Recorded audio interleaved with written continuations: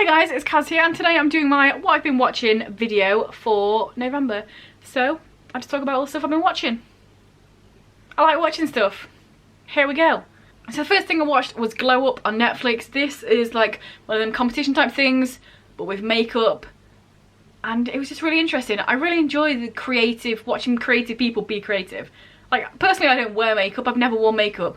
But watching people that are good at making makeup looks, doing makeup, it's just really interesting, enjoyable, and I just very much enjoy people being creative.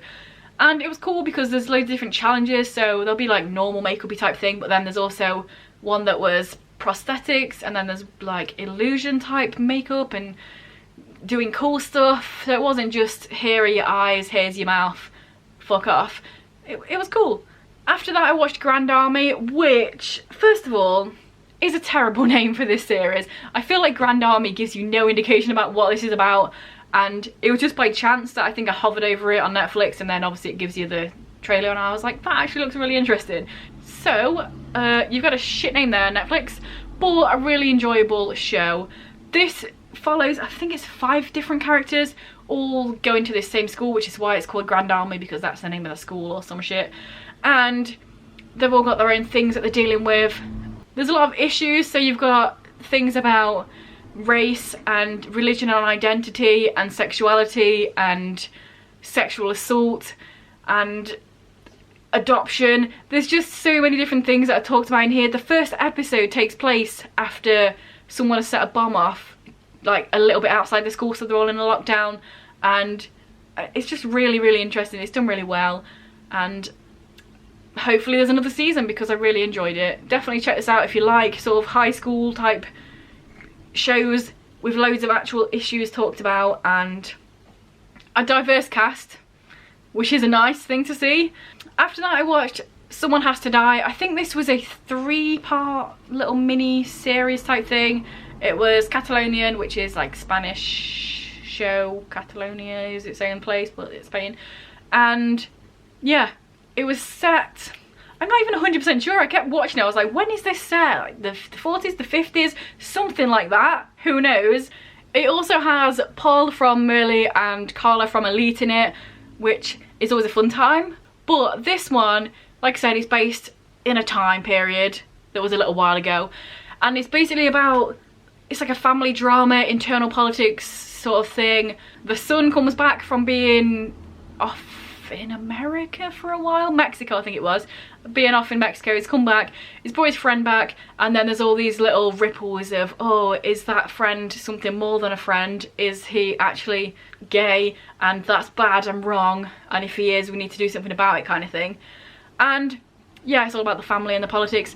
I enjoyed it for like the first 2 episodes and 50 minutes, and then the last 10 minutes or whatever it was, it just really annoyed me. I didn't like the way it ended. It just felt like the whole 3-part thing just didn't matter, and it was just pointless, and it annoyed me. But watch it if you want. It was enjoyable up to then, and you can watch it and see why it annoyed me, potentially. But yeah, it deals a lot with homophobia, and there are some really horrible scenes. Like the father takes his son, who people have ripples and doubts of whether he's gay, takes him to like the police station because he's a police officer, and then shows him them like torturing a guy by force feeding him food with cockroaches in to try and make him give up names of other gay men in the place. And it was really hard to watch. But yeah, if that somehow sounds like something you wanted to watch, then give it a go. It was enjoyable. I like both of them actors. Yeah, it was good until the last 10 minutes, and then it annoyed me. After that I watched maybe the first half of The End of the Fucking World season 2, which has been out for ages now, and I just kind of remembered it existed. So yeah, I think I've got halfway through it. Stuff has happened, not a lot's happened. We haven't really got to the main sort of crux of the story. Also it's season 2, so I can't really say much. But it's about these 2 teenagers who are pretty depressed, and then, well, it's the end of the fucking world, isn't it? And in the first season they go on a road trip, and one of them wants to kill the other one, and the other one doesn't know that they want to kill each other, but then he kind of falls for her instead. It's like like a Bonnie and Clyde type of thing.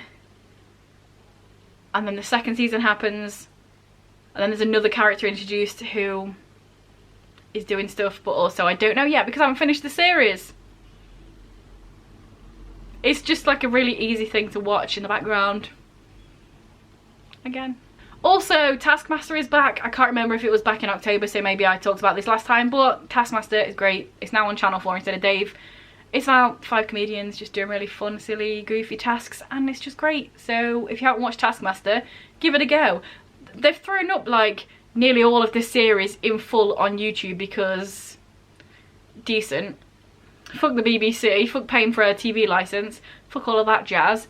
Channel 4 Dave actually have good content, and they even give it to you for free if you're not in the right country. You can just watch it on YouTube, so do it because it's really good.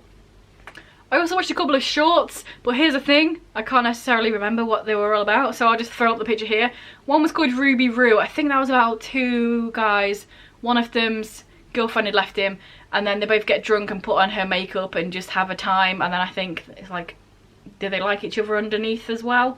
There's that one. There was one called Query, which is about 2 friends talking about how, I don't know, can't even remember, sexuality isn't a choice or is a choice. They were talking about kissing anyway, kissing a boy. One of them's gay, one of them's straight, and they're having this conversation about, I don't know, gender and sexuality and something like that.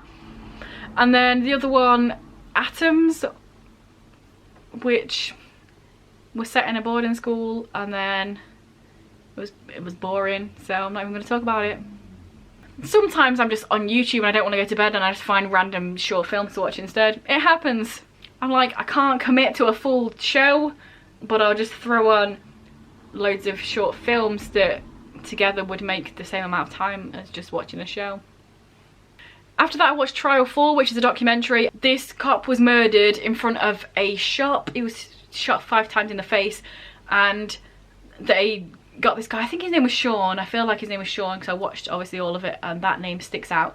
But yeah, he basically got blamed for it because on a totally unrelated note, he was in the police station and they randomly just mentioned that cop getting killed to him, and he just said, oh yeah, I was in that store but I didn't see anything about the cop. And then they thought, oh hey, he was in the store, let's just pin it on him. Guess what colour his skin is? You already know. So yeah, it's basically about him, and it was mental because he went to trial for this. There was no evidence whatsoever.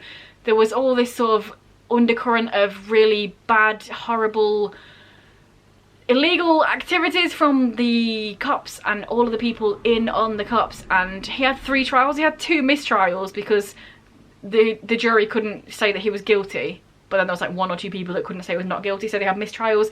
And the police commissioners or the judge and stuff were saying, oh, we're going to trial this until he gets convicted, which is not how trials work. You don't just keep doing it until they get convicted. You're meant to do it and then the outcome is what happens. But yeah, on the 3rd trial they swapped around what they put in the trial and the information they gave, and eventually he was put in prison, and he was in there for many years, and then he was trying to get released, and he went to the Innocence Project, I think it's called, or one of them sort of things, the Freedom Project, one of them sort of things. And basically for like 10 years the woman from that was looking into his case and trying to get the information and the proof that he didn't do it, and it's all about that. And watch it, Trial 4. Police corruption is rife, and black men are the ones that get fucked over by it because of it. So yeah, it was really good. Positive outcome at the end. So, but yeah, really interesting. After that I watched a couple of episodes of a thing called A Series of Lights. I think this is what I'm thinking it was. I watched a few, it's like an anthology thing of short, and it's just, I watched a couple and then I wasn't really interested in the rest because I wasn't enjoying it. The first one was a guy who was a celebrity, and then somebody hacks into his webcam and wants to get money off him to not show the fact that he was looking at gay porn. And this one really annoyed me because he gets in contact with his manager and is like, oh, I need you to put this money into my bank because somebody's blackmailing me, blah blah blah. And then his manager is a girl who he must be having a thing with, either a full relationship or just a thing. But she's all like, oh yeah, I'll send that money over, but why does it matter? It'll get your image out, you can get out of the good guy look. And then he's like, oh yeah, but actually it was gay porn, so don't really want that going out there. And then this bitch was just like, oh, Oh, gay is it? Oh, you're gay? I'm not sending you any money. I'm gonna just quit this call right here, and then it's just gonna get leaked. And what an absolute dick move that was. It really annoyed me because first of all, she's a manager at first. So even if she's annoyed by the fact that he's watching something, she should have given him the money. Number two, just because he's watching gay porn doesn't mean he's gay. Why instantly is like, oh, you've been lying to me this whole time and you're gay, end call. Why wouldn't you think, oh, he's bisexual, he likes looking at that and also going out with me. It annoys me how in all media it's always either one or the other, and bisexuality and pansexuality and all that doesn't exist, so you know, that annoyed me. And yeah, the second one was like this prostitute lad goes to a hotel with a dude, and then the dude dies. I think they're having cocaine or something, and then he's all like and dies. And then instead of just running away or telling somebody that this dude's died, he goes out and flipping grabs a razor from the bathroom and then slits the guy's wrist so it looks like it was a suicide, and then is just hiding stuff. And I'm like, bro, why? Because it's clearly not your fault that someone died, and they can clearly look at that and think, oh, that was an accident, he's took some drugs and now he's dead, instead of forcing it to look like a suicide, and then actual real paramedic people will look at that and see that it's not real, and then you're actually going to get done for it. It was annoying. I didn't watch the other films, the other short things in it, because I was just annoyed. We're about halfway through, so let's have a word from our sponsors. I'll shut up for a second and they can take the room. He's cleaning his fist, so anyone that's not subscribed is going to get punched. Pretty sure that's what's happening. Is that correct? Yeah. After that, I've watched a few episodes of Kingdom. This is about MMA, fighting, all the good stuff. It's about this family. There's a dad, there's the two sons that they're like fighting, and they've got a fighting gym. I don't know how many episodes I watched. I'm not that far in, like 5-6 episodes, something like that, so I've not got a crazy amount of story, but I'm enjoying it so far. And I like the fact that they've actually been taught how to do MMA by real people, because it actually looks real instead of just really shit, so that's good. After that, I watched a comedy show. I watched Bob the Drag Queen's Suspiciously Large Woman, so it's just one of his shows, a filming of it, and it was just a fun time. Bob the Drag Queen is one of my favourite queens from Drag Race. Side note, if you're not in England you might not know this, but season 10, which was the Bob the Drag Queen season, was the first season that went onto Netflix, so I watched that first, and then a few months later the rest of it came on, so I was like season 10, and then I went back from 1, 2, 3, 4, 5, 6, 7, 8, 9, 10 and went through it all. So maybe that's why it's got a little bit of a place in my heart, but it was always my favourite in that season. I'm fucking basic bitch, so Bianca Del Rio is my favourite in general, but I do very much enjoy Bob the Drag Queen, and it was a fun show. I also started a series called Paranoid. I watched the first half of it. I watched the second half in December, so I'll finish it off there. But the first few episodes are interesting. Someone's murdered and they're trying to figure out why they're murdered, and everyone's paranoid about different stuff. And it's one of those limited series, so I think it's like 8 episodes long. It's on Netflix. I just enjoy watching weird police short series, people get murdered type thing. It's just something you can watch that's easy. It's alright. Paranoid. After that, I went on a little bit of a deep dive. So I got a VPN in November, and that means you can just watch stuff from other places. And I tried to get on NRK earlier on in the month, and they didn't have English subtitles. Everything's just in Norwegian subtitles, so I'm like, I can get on the website but I can't actually watch anything. But then I realised if you just translate the whole page, it automatically translates the subtitles as well, and I was like, no way, I can actually watch stuff because it just automatically translates it. So I went on a little bit of a dive down into the massacre that happened in Norway in 2011. So if you've been here for a few years, you will have heard me talking about the book One of Us, which is when I found out all this information, and it's just stuck in my heart a lot since then. So I watched, first of all, I watched a non-fiction sort of dramatisation version of what happened. So in this non-fiction called 22 July, because that was the date that it happened, it follows the people that are like the journalists, the police, the people that work in the hospitals, from the janitors to the surgeons, so that it follows them sort of people and what happened to them and how they dealt with the whole thing. And I really liked the way that they didn't show any of the actual victims or Anders Breivik, who is the person that did it. They didn't portray him as a person, as an actor, and I thought it was a really powerful thing to do, because it's not giving him the weight of it. You're not putting somebody's face to him. It does show you some clips of like the actual guy in the thing, but I liked that. And I also like the fact that it didn't actually use any of the real victims' names or anything, or didn't show anybody.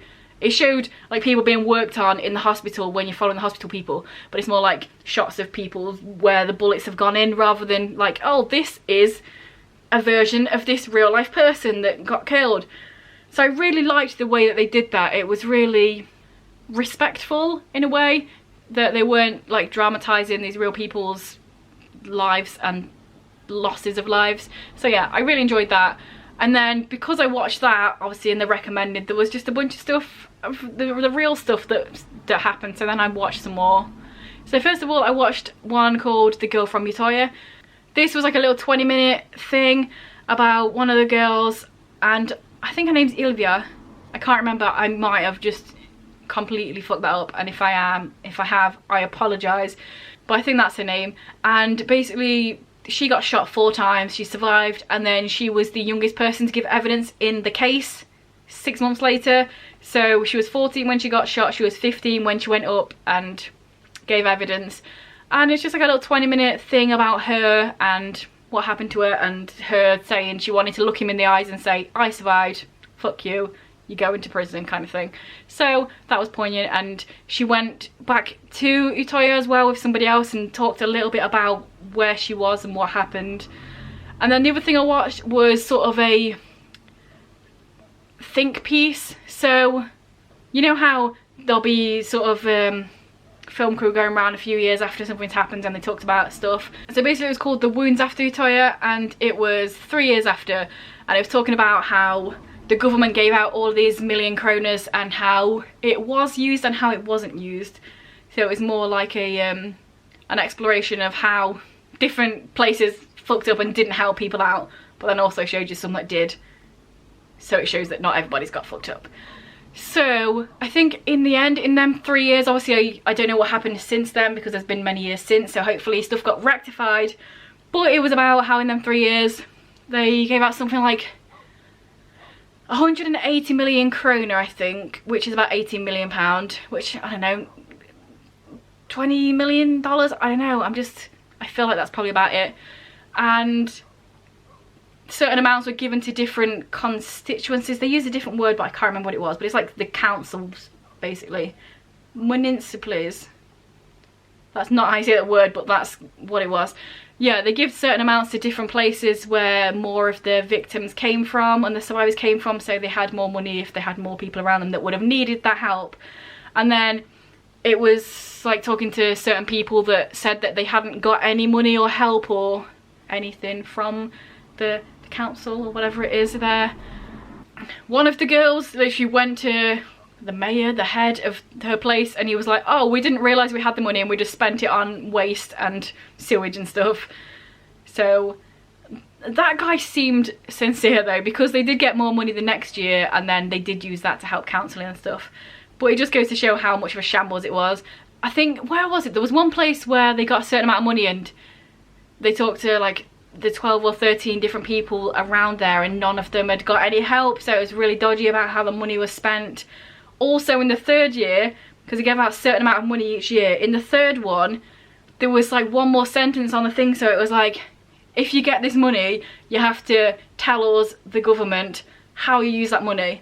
And then within that like 80 million or 70 million kroner, only about 12 million of that had actually been placed somewhere. So they were like, oh, it's dodgy because now they have to tell us what they're doing with that money. They don't want the money. So it was like dodgy and opening all of the potential corruption there. But on the flip side, it was really good. In Tromsø there was quite a few people there and they'd used the money really well there. They had this big counselling thing going on where I think something like 12 kids started there, and in the end it was about 30 people all coming together and talking every week and getting together, and that was really good. It was really good to see that some people actually got the help they wanted and needed. So big up Tromsø because they did it. Also, I know a minute ago I said I liked that they didn't go into the victims in the fiction thing, but in this one it was nice to see the people surviving and thriving as best they can. Some of the kids did talk about, obviously, how hard it's been, how they couldn't eat for like a year and they just can't get into places and they feel bad and all that stuff. But it was really good to see the positive impact that the people in Tromsø had that happened to them.